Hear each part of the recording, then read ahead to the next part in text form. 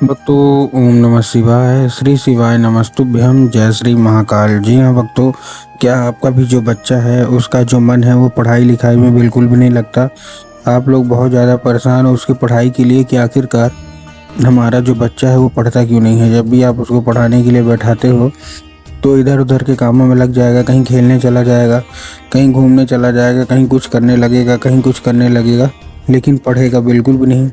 आप लोगों को भी समझ से बाहर है कि आखिरकार हमारा जो बच्चा है वो पढ़ता क्यों नहीं है। जब भी हम उसको पढ़ाने के लिए बैठाते हैं तो घूमने चला जाता है, भागने चला जाता है, लेकिन पढ़ता बिल्कुल भी नहीं है। ऐसे में क्या करें कि हमारा जो बच्चा है वो अच्छे तरीके से पढ़े, अच्छे तरीके से आगे बढ़े। हमको थोड़ा सा आप साफ बता दीजिए। हम बहुत ज़्यादा मेहनत करते हैं, हमने उसके लिए बहुत अच्छी स्कूल में उसको डाल के रखा है, बहुत अच्छा कोचिंग ट्यूशन दे रहे हैं, हर एक तरह की सुख सुविधा भी दे रहे हैं, लेकिन फिर भी हमारा जो बच्चा है ना वो बिल्कुल भी नहीं पढ़ता। कृपया करके कोई उपाय बता दे। ठीक, देखिए आपको पूरा का पूरा मैं बताने वाला हूँ, अच्छे तरीके से आपको समझाने भी वाला हूँ, तो एक एक चीज़ ध्यान से सुनिएगा। देखिए आपको भी पता है कि जो पूज्य गुरुदेव की जो कथा होती है ना उसमें लाखों की भीड़ आती है। कैसे भीड़ आती है? लाखों की भीड़ आती है। और जब गुरुदेव की कथा में लाखों की भीड़ आती है तो वहाँ ज़्यादातर जो भक्त होते हैं ना वो क्या करते हैं, पत्र के द्वारा अपनी इच्छा और पत्र के द्वारा अपनी मनोकामना जो है वो गुरुदेव तक पहुँचाते हैं। तो अभी गुरुदेव की कथा चल रही थी, आज से 4 से 5 महीना पहले की बात है। गुरुदेव की क्या है कथा चल रही थी और गुरुदेव की कथा में लाखों की भीड़ आई। अब जब गुरुदेव की कथा में लाखों की भीड़ आई तो वहाँ ज़्यादातर जो भक्त थे ना उन्होंने क्या किया, पत्र के द्वारा अपनी इच्छा और अपनी मनोकामना जो थी वो गुरुदेव तक पहुँचाई। अब जब गुरुदेव के पास पत्र पहुँचा, ठीक, और जब गुरुदेव से पास पत्र पहुँचा और गुरुदेव ने पत्र पढ़ा तो वहाँ गुरुदेव ने देखा कि ज़्यादातर जो भक्त है ना उनकी क्या है, केवल केवल एक ही इच्छा और एक ही मनोकामना रहती है। क्या रहती है कि गुरुदेव हमारा जो बच्चा है ना उसका जो मतलब मन है वो पढ़ाई में बिल्कुल भी नहीं लगता। हम लोग बहुत ज़्यादा परेशान हैं उसकी पढ़ाई को लेके कि आखिरकार हमारा जो बच्चा है वो पढ़ता क्यों नहीं है। जब भी हम उसको बोलते हैं कि पढ़ो, ये करो, वो करो, तो कहीं वो घूमने चला जाएगा, कहीं खेलने चला जाएगा, कहीं कुछ करने लगेगा, कहीं कुछ करने लगेगा, लेकिन पढ़ेगा बिल्कुल भी नहीं। कृपया करके कोई उपाय बता दें ताकि हमारा जो बच्चा है वो बिना कुछ बोले, बिना कुछ कहे, केवल और केवल पढ़ाई ही करे। हम लोग बहुत ज़्यादा परेशान हैं। अब जब गुरुदेव ने ये देखा तब गुरुदेव ने 2 से 3 उपाय बताए और कहा केवल और केवल ये उपाय कर लेना, तुम्हारा जो भी बच्चा है जिसका भी मन पढ़ाई लिखाई में नहीं लगता, अवश्य रूप से उसका जो मन है ना वो पढ़ाई की ओर आकर्षित होगा ही होगा। ठीक है ना। अब जब गुरुदेव ने ये उपाय बताया तो लोगों ने जा जाके इस उपाय को घर में करना शुरू कर दिया। अब जैसे ही लोगों ने जा जाके इस उपाय को घर में करना शुरू कर दिया, वही लोग गुरुदेव की कथा में मात्र 1 से 1.5 महीने के बाद वापस आए। अब जब वही लोग गुरुदेव की कथा में वापस आए तो उन्होंने क्या किया, फिर से एक बार गुरुदेव को पत्र लिखा, लेकिन ये वाला जो पत्र था ये गुरुदेव को धन्यवाद के रूप में पत्र था कि गुरुदेव धन्य हो आपका, आपके द्वारा बताया गया उपाय हमने कर लिया है, हमारी सारी इच्छा और सारी जो मनोकामना थी ना वो पूरी हो गई है। हमारा जो बच्चा था जिसका मन पढ़ाई में नहीं लगता था, पढ़ाई की ओर आकर्षित नहीं होता था, अब वो बिना कुछ बोले, बिना कुछ कहे, केवल और केवल पढ़ाई ही करता है। आपका कोटि कोटि धन्यवाद।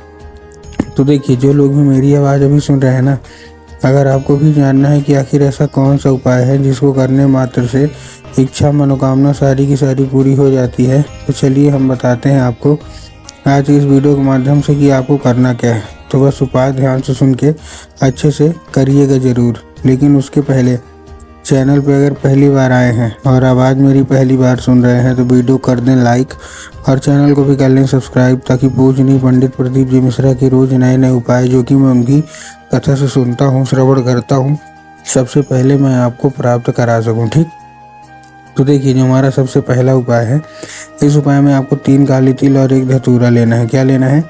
3 काली तिल लेना है और 1 धतूरा। अब देखिए, काली तिल और काली मिर्च में ना बहुत सारे लोग कंफ्यूज होते हैं कि काली तिल लें कि काली मिर्च लें, उनको बहुत कंफ्यूजन रहता है।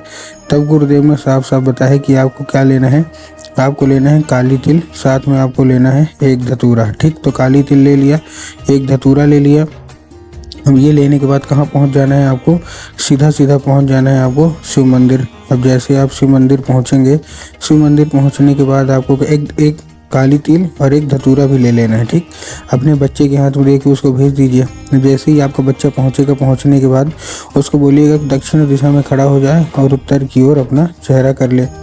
अब देखिए, दक्षिण और उत्तर में ना बहुत सारे लोग कंफ्यूज होते हैं कि दक्षिण क्या है, उत्तर क्या है, हमको थोड़ा साफ साफ बताओ। तब गुरुदेव ने साफ साफ बताया है कि आप जिस भी शिव मंदिर जा रहे हैं ना, उस शिव मंदिर का जिधर साइड जलाधारी होगा, आपको अपना चेहरा उधर साइड करके खड़े हो जाना है, ठीक। खड़े हो गए, खड़े होने के बाद आपको क्या करना है, एक नाम लेके। कौन सा नाम? महादेव का बहुत ही सुंदर सा नाम है, श्रम्भेश्वर महादेव। तो आपको करना क्या है, आपको श्रम्भेश्वर महादेव का नाम लेके और उन्हीं का स्मरण करके आपको चुपचाप क्या कर देना है, अर्पित कर देना है बस। पूज्य गुरुदेव कहते हैं कि अगर आपने श्रम्भेश्वर महादेव का ये उपाय कर लिया तो अवश्य रूप से सारी की सारी इच्छा, सारी की सारी जो मनोकामना है आपके बच्चे की ना, वो पूरी होगी ही होगी, ठीक।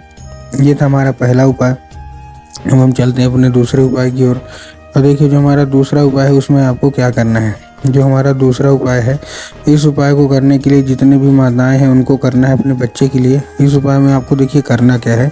इस उपाय में सबसे सिंपल सा आपको जो लेना है, सबसे पहली चीज़ वो क्या लेना है, सबसे पहले जो आपको लेना है वो है एक लाल फूल। अब देखिए, जब आप लाल फूल लेंगे तब आपको ध्यान रखना है कि जो फूल है वो कहीं से भी खंडित, ये कटा फटा बिल्कुल भी नहीं होना चाहिए। बहुत सारे लोग यही गलती करते हैं कि जो फूल ले लेते हैं लेकिन वो खंडित फूल ले लेते हैं, तो उससे आपको बचना है। दूसरी चीज़, इस उपाय को करने के लिए आपके घर में माता सरस्वती की फ़ोटो या मूर्ति होना अति अनिवार्य है। अगर आपके घर में माता सरस्वती की फ़ोटो या मूर्ति है तब तो अच्छी बात है, लेकिन अगर आपके घर में माता सरस्वती की फ़ोटो या मूर्ति नहीं है तो आपको क्या करना है, बाज़ार जाना है, माता सरस्वती की फ़ोटो या मूर्ति लाना है और अपने घर में उनको क्या करना है, स्थान देना है, ठीक। दे दिया स्थान। स्थान देने के बाद आपको करना क्या है, शाम के वक्त में जब भी आपके घर में पूजा पाठ होती है, शाम की होती है ना, तो आपको जो लाल फूल है वो आपको क्या करना है, अर्पित करना है माता सरस्वती को। और माता सरस्वती को अर्पित करने के बाद उसको क्या बोल देना है, जैसे आपका माता सरस्वती को अर्पित करेंगे, माता से उसको औषधि के रूप में मांगिए कि माता कृपया करके हमको इसको औषधि के रूप में प्रदान करिए, ठीक। अब क्या होगा, अभी औषधि का रूप ले लेगा। अब आपको क्या करना है, उसी रात जब आपका बच्चा अच्छे तरीके से खाना पीना खा के सो जाए तो आपको जो लाल फूल है वो उठाना है और अपने बच्चे के माथे पे उसको 2 से 3 बार उसको क्या कर देना है, फेर देना है। पूज्य गुरुदेव कहते हैं कि अगर आपने ऐसा कर लिया तो उस फूल के जरिए स्वयं माता जो सरस्वती है ना, वो आपके बच्चे के दिमाग में जो है वो प्रवेश कर जाएंगी और आपके बच्चे का जितना भी दिमाग इधर उधर के कामों में लगता है वहाँ से ना लग के सीधा सीधा उसका जो मन है वो पढ़ाई की ओर लगेगा ही लगेगा।